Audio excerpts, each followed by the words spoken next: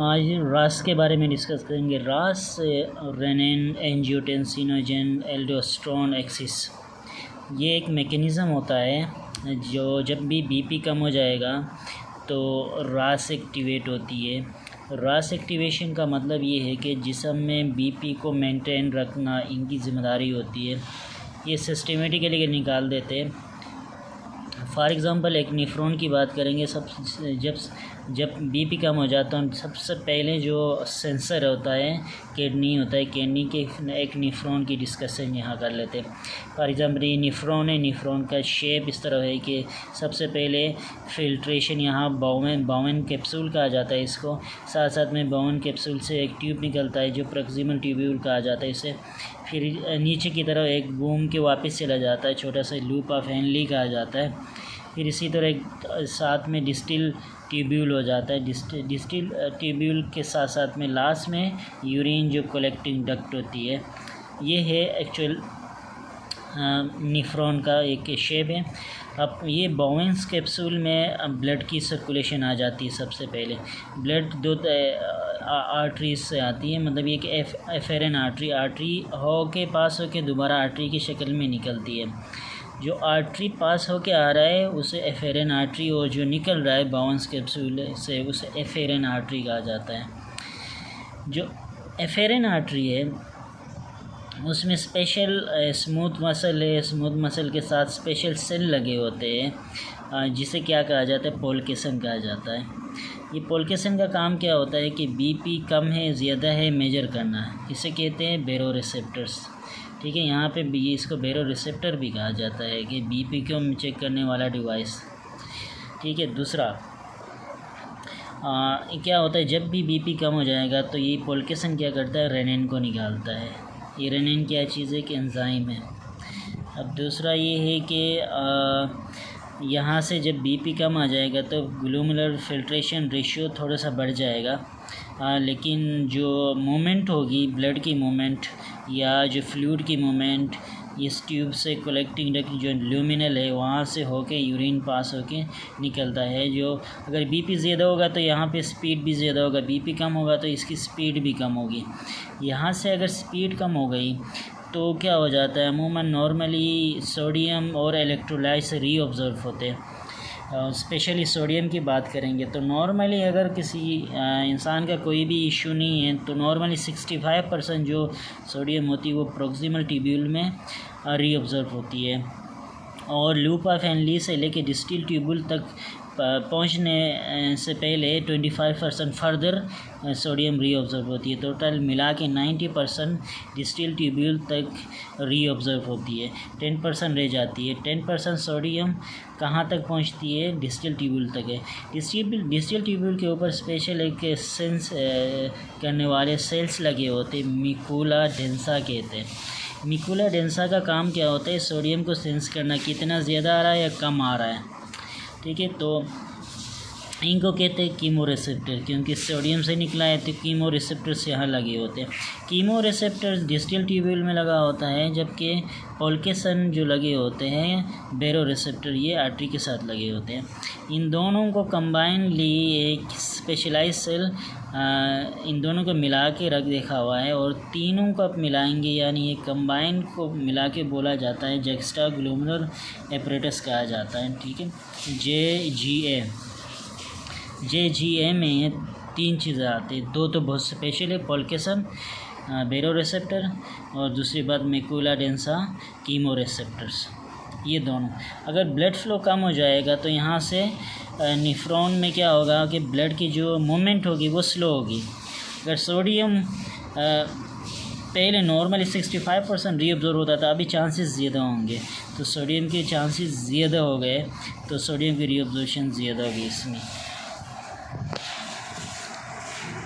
अब देखते हैं, अब चलते हैं कि सबसे पहले स्टेप में क्या होता है।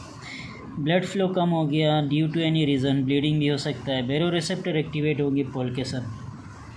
ठीक है, पोल्केसन अगर नेफ्रॉन में एक्टिवेट होंगे तो रिलीज़ करेंगे रेनिन।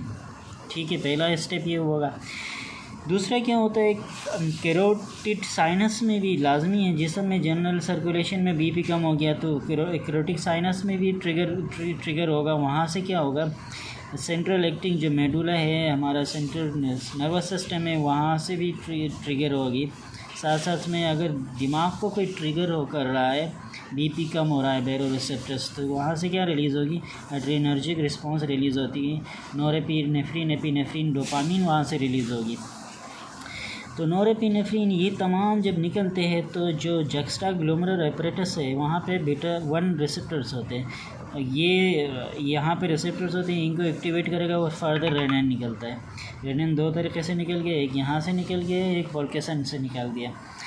अब स्टेप 2 की बात करेंगे। स्टेप 2 में क्या होता है, जब स्लो डाउन होगा वाटर नेफ्रॉन में तो क्या होगा, रीअब्जॉर्प्शन ऑफ सोडियम की चांसेस ज़्यादा बढ़ जाएगा। तो क्या होगा, सबसे पहले क्या होगा कि जो कीमो रिसेप्टर मैकुला डेंसा है वो सेंस करेगा कि सोडियम बहुत कम आ रहा है। तो जब सोडियम कम आ रहा है तो क्या करेगा, ये 2 चीज़ों को रिलीज़ करता है मैकुला डेंसा, एक नाइट्रिक ऑक्साइड को रिलीज़ करता है, एक प्रोस्टाग्लैंडिन को रिलीज़ करता है। नाइट्रिक ऑक्साइड का काम होता है वेज़ोडाइलेट करना। तो वेज़ोडाइलेट होंगे तो क्या होगा, सबसे पहले ये जो आर्टरी है ये डायलेट होगा तो ब्लड फ्लो अच्छा होगा। तो इसका मतलब ये है कि नाइट्रिक ऑक्साइड का काम अच्छा है। प्रोस्टाग्लैंडिन क्या कर देता है, तो काम तो बहुत सारे फंक्शन है लेकिन एक ही होता है कि रेनिन को फर्दर स्टिमुलेट कर देता है। अब आगे एंजाइम रेनिन जनरल सर्कुलेशन में आ गया, 2-3 तरीक़े से ये जनरल सर्कुलेशन में आया है। ये जनरल सर्कुलेशन से होके कहाँ जाता है, लीवर से पास होता है। हमें पता है लीवर क्या करता है, कंटिन्यूली एंजियोटेंसिन निकाल देता है। कंटिन्यूली एंजियोटेंसिन जो प्रोटीन है एक्चुअली, इनके हेपेटोसाइट्स हमेशा एंजियोटेंसिन निकालते रहते हैं प्रोटीन। जब ये रेनिन और एंजियोटेंसिन मिलते हैं तो ये क्या होता है, एंजियोटेंसिन 1 में कन्वर्ज। जब एंजियोटेंसिन 1 पास होता है थ्रू लंग्स, क्योंकि ये अब जनरल सर्कुलेशन में आ गया, रेनिन किस में कन्वर्ट हो गया, एंजियोटेंसिन ने मिला के एंजियोटेंसिन 1 में कन्वर्ट कर दिया। तो ये जब एंजियोटेंसिन 1 पास होता है, कहाँ पे, लंग्स में पास होता है। तो एंजियोटेंसिन 1 को कन्वर्ट करने वाले एंजाइम कहाँ पे, लंग्स में है, और भी जगहों में है, लेकिन एंडोथेलियल सेल ऑफ जो लंग्स है वहाँ पे ज़्यादा पाए जाते हैं। तो वो क्या करते हैं, एंजियोटेंसिन 1 को क्या करता है, एंजियोटेंसिन 2 में कन्वर्ट कर देता है। इसको कहते हैं एंजियोटेंसिन कन्वर्टिंग एंजाइम। ये स्पेशलाइज एंजाइम्स होते हैं लंग्स में भी, हर जगह में, लेकिन लंग्स में ज़्यादा होते हैं। तो दूसरा काम ये होता है, एंजियोटेंसिन जो कन्वर्टिंग एंजाइम होते हैं उनका ब्रेडिकाइनेज को भी ब्रेक डाउन करते हैं। अगर ब्रेडिकाइनेज ब्रेक डाउन नहीं होंगे तो ये क्या करते हैं, जनरल सर्कुलेशन में जाके डायलेट कर देते हैं। तो ये एंजियोटेंसिन कन्वर्टिंग एंजाइम का दूसरा काम, पहला काम एंजियोटेंसिन 1 को कन्वर्ट करना, एंजियोटेंसिन 2 में, दूसरा ब्रेडिकाइनेज को भी ब्रेक डाउन करना है। ये एक्सेप्शनल इन्फॉर्मेशन है। अब बन गया क्या, एंजियोटेंसिन 2। अब एंजियोटेंसिन 2 जब बन जाता है तो उसमें क्या होता है, अब इसके फंक्शन देखते हैं, इसके रिसेप्टर्स कहाँ कहाँ पाए जाते हैं।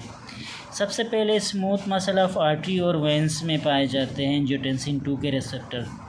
एंजियोटेंसिन पहुंच जाएंगे आर्टरीज़ के पास, तो स्मूथ मसल में इनके रिसेप्टर्स होते हैं तो कंस्ट्रिक्ट करते हैं, आर्टरीज़ को छोटी पतली कर देती है। जब पतली कर देंगे तो क्या होगा, बीपी कम होगा, सिस्टोलिक बीपी कम बढ़ जाएगा, कम नहीं, ज़्यादा हो जाएगा सिस्टोलिक बीपी। अब वेंस के पास जब ये पहुंच जाएगा एंजियोटेंसिन 2, इसमें भी रिसेप्टर्स होते हैं। जब वेंस स्मूथ मसल अराउंड होते हैं, वेंस के अराउंड, तो ये कंस्ट्रिक्ट होंगे तो डायस्टोलिक प्रेशर बढ़ जाएगा। अब तीसरा एंजियोटेंसिन कहाँ पहुँचेगा, adrenal cortex outer cell. Adrenal cortex के आउटर सेल पहुँच जाएगा, जिससे क्या जाता है, आउटर सेल को कहते हैं जोना ग्लोमेरुलर। जोना ग्लोमेरुलर जो स्पेशल सेल होते हैं एड्रीनल कॉर्टेक्स में, इनमें भी रिसेप्टर्स होते हैं एंजियोटेंसिन 2 के। तो ये क्या निकालते हैं, रिलीज़ करते हैं एल्डोस्टेरोन। एल्डोस्टेरोन जब रिलीज़ हो जाएगा तो एल्डोस्टेरोन रिलीज़ होके कहाँ पहुँचेगा, किडनी तक पहुँच जाएगा। जब ये किडनी तक पहुँच जाएगा तो किडनी में स्पेशल प्रिंसिपल सेल होते हैं, कहाँ पाए जाते हैं, ये जो लास्ट में डिस्टिल ट्यूब्यूल से लेके कलेक्टिंग डक्ट के अराउंड स्पेशल इनके सेल होते हैं, प्रिंसिपल सेल। अब प्रिंसिपल सेल के अंदर 3 प्रोटीन्स होते हैं। प्रोटीन नंबर 1 होता है, प्रोटीन नंबर 2 होता है, प्रोटीन नंबर 3 होता है। एल्डोस्टेरोन क्या करता है, इन तीनों जो प्रिंसिपल सेल के जीन है इनको एक्टिवेट कर देता है। अगर जीन नंबर 1 एक्टिवेट हो गया तो क्या करेगा, ये सोडियम, फॉर एग्ज़ाम्पल ये कलेक्टिंग डक्ट है और ये सराउंडिंग में सेल है। अगर जीन नंबर 1 एक्टिवेट होगा तो क्या करेगा, ये जो सेल के अंदर सोडियम है ना, इसको इंटरस्टिशियल सेल पे भेज देगा, मतलब स्पेस पे भेजेगा। सोडियम यहाँ से बाहर फेंकेगा और क्या करेगा, पोटाशियम को अंदर लेगा। जीन नंबर 1 का काम ये होता है। अब जीन नंबर 2 का काम होता है कि जो ल्यूमिनल, जो कलेक्टिंग डक्ट में सोडियम था उसको निकाल के कहाँ फेंकेगा, सेल के अंदर फेंकेगा, क्योंकि सेल से बाहर निकाला था किसने, जीन नंबर 1 ने। जीन नंबर 2 क्या करेगा, सोडियम को यहाँ निकालेगा। अब जीन नंबर 3 क्या करेगा, जीन नंबर 3 पोटाशियम यहाँ आया था इंटरस्टिशियल स्पेस से, अब इसको लेके कहाँ आएगा, ल्यूमिनल में आएगा। ल्यूमिनल से क्या होगा, कलेक्टिंग डक्ट से यूरिन में पास हो जाएगा। मतलब ये प्रिंसिपल से एल्डोस्टेरोन का काम ये होता है, सोडियम को बाहर इंटरस्टिशियल स्पेस पे लाना, यानी यूरिन से पास होने से बचाना एल्डोस्टेरोन का काम है, और पोटाशियम को धकेल के अंदर डालना। जब सोडियम बाहर चला जाएगा तो लाजमी पानी भी निकल आएगा। अब एंजियोटेंसिन 2 दिमाग में पहुंचता है तो क्या होता है, सुप्रा ऑप्टिक न्यूक्लियस होता है हाइपोथैलेमस में, वो क्या निकालता है, ADH निकाल देता है, एंटी डायरेटिक हार्मोन रिलीज़ कर देता है, पिट्यूटरी ग्लैंड तक पहुंचाता है, पिट्यूटरी ग्लैंड इसको निकाल देता है, लास्ट पार्ट ऑफ नेफ्रॉन में जाके क्या करता है, एल्डोस्टेरोन परमिएबिलिटी निकाल देता है। परमिएबिलिटी का मतलब यहाँ पे जो लास्ट ये कलेक्टिंग डक्ट है, इसमें जो स्पेस है, परमिएबिलिटी है, इसको बढ़ा देता है। कौन बढ़ाता है, ADH। अब हमें पता है सोडियम इंटरस्टिशियल स्पेस में ज़्यादा आया है तो जगह बनाओगे तो पानी भी वापस आएगा। अच्छा, फर्दर स्टडी करते हैं एंजियोटेंसिन 2 का फर्दर और क्या फंक्शन हो सकते हैं। ये स्टिमुलेट करता है सिंपैथेटिक नर्वस सिस्टम को, स्पेशली एपिनेफ्रिन को, नॉरएपिनेफ्रिन को प्री सेंट्रली कर देता है, प्री गैंग्लियानी करता है, पोस्ट गैंग्लियानी करता है। पोस्ट सिनेप्टिक एक चीज़ होती है कि नॉरएपिनेफ्रिन अपने आप को रेगुलेट करता है, जितना उसमें पोस्ट सिनेप्टिक में नॉरएपिनेफ्रिन बना है वो वापस रीअब्जॉर्ब होता है, रीअपटेक होता है नॉर्मली। लेकिन जो एंजियोटेंसिन 2 क्या करता है, रीअपटेक को कम करता है, तो ज़्यादा नॉरएपिनेफ्रिन जिस्म तक पहुंचेगा, ये इसका काम होता है। अच्छा, पैथोलॉजिकल जो फंक्शन है, फॉर एग्ज़ाम्पल अगर कोई हार्ट फेलियर में था जिसकी वजह से BP कम हो गया था, तो ये जो रास सिस्टम है पूरा एक्टिवेट हो गया। अगर ये क्रोनिकली क्रोनिक चल गया तो क्या करेगा, तो ये क्या करता है कि हार्ट जो है उसको रीमॉडल करता है, यानी हाइपरट्रोफी कर देता है, इसके मसल बढ़ जाते हैं, यानी इसका ग्रोथ बढ़ जाता है। तो क्या होती है, कार्डिक रीमॉडलिंग होती है। अगर ज़्यादा देर तक रहा था तो टेम्परेरी में रीमॉडलिंग नहीं होती है, लंबा जब ये चले तो रीमॉडलिंग होती है।